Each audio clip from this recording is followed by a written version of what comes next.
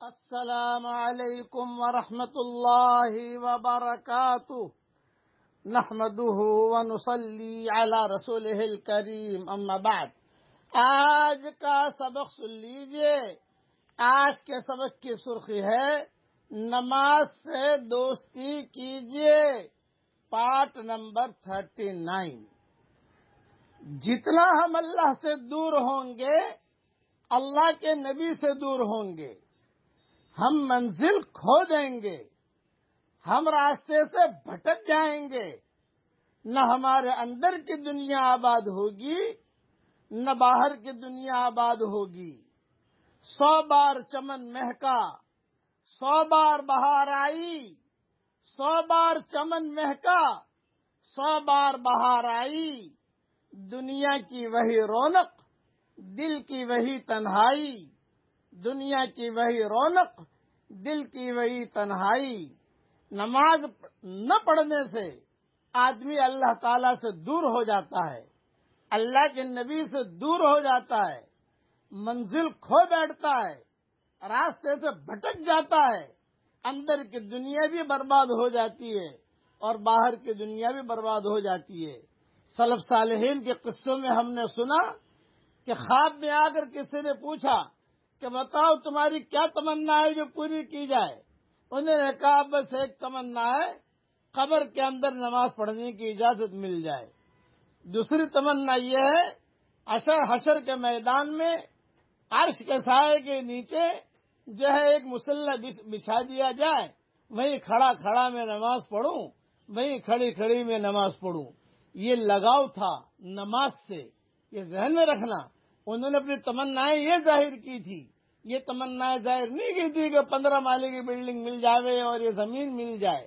اس لیے نماز نماز نماز۔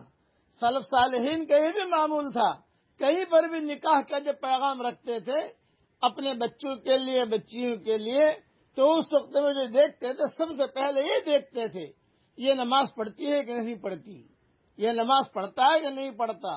اسی طریقے سے جو دیندار بادشاہ گزرے ہیں، جیسے سلطان محمود غزنوی کا قصہ میں نے بیان کیا تھا، نور الدین زنگی کا قصہ میں نے بیان کیا تھا، اس طریقے سے صلاح الدین ایوبی کا قصہ میں نے بیان کیا تھا یا نہیں؟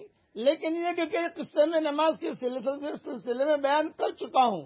وہ یہ دیکھتے تھے کہ بھئی یہ لوگ نماز پڑھتے ہی، میری بیوی نماز پڑھتی ہے کہ نہیں پڑھتی، باقاعدہ نگرانی رکھی جاتی تھی۔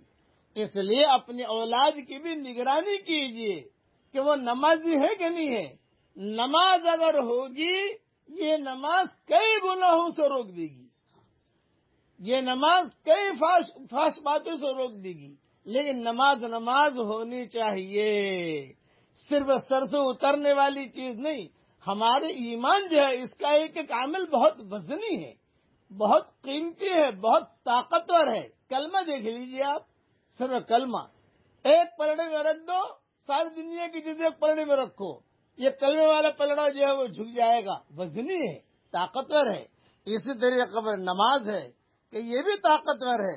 میرے والد صاحب رحمۃ اللہ علیہ کو میں نے دیکھا، کوئی حالات آتے تھے تو کہتے تھے کہ بس بیٹا تہجد میں اٹھ کر میں اللہ سے بات کر لوں گا، تم سو جاؤ بے فکر ہو کر۔ یہ تو میرے والد صاحب رحمۃ اللہ علیہ سے میں نے بارہا سنا ہے، بس بیٹا کوئی بات نہیں، اب تو 5 گھنٹے دیر ہے، تہجد میں اٹھ کر میں اللہ سے بات کر لوں گا۔ اس لیے میری بات یاد رکھنا، جتنا ہم اللہ سے دور ہوں گے، اللہ کے نبی سے دور ہوں گے، ہم منزل کھو دیں گے، ہم راستے سے بھٹک جائیں گے، نہ ہماری اندر کی دنیا آباد ہوگی نہ باہر کی دنیا آباد ہوگی۔ ہاں، اس لیے شعر بھی یاد رکھنا، 100 بار چمن مہکا، 100 بار بہار آئی، دنیا کی وہی رونق، دل کی وہی تنہائی۔ نمازوں کی پابندی کیجیے، نماز سے دوستی کیجیے۔